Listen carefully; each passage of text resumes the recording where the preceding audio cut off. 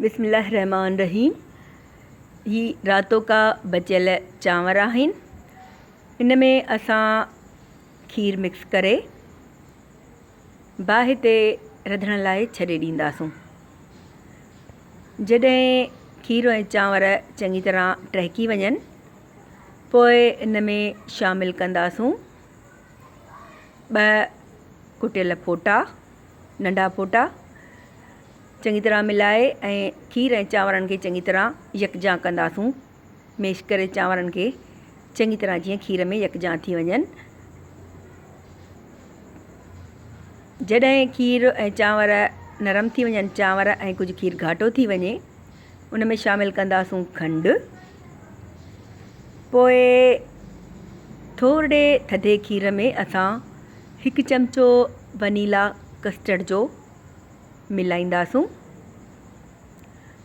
पोइ उहो कस्टर्ड मिलियल खीर असां चांवरनि जी खीरनीअ में मिक्स कंदासूं, जंहिंसां चांवरनि जी खीरनीअ जो ज़ाइको तमामु वधीक सुठो ऐं बहितरीनु थींदो ऐं खीरनी बि कुझु क्रीमी ऐं घाटी थी वेंदी।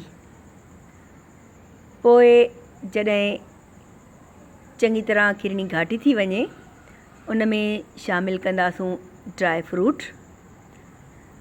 पोइ असां लाहे बाउल में रखंदासूं ऐं उन जे मथां असां वधीक ड्राई फ्रूट विझी, पिस्ता, बादाम, किशमिश जेको बि आहे, थधे थियण लाइ असां फ्रिज में रखे छॾींदासूं।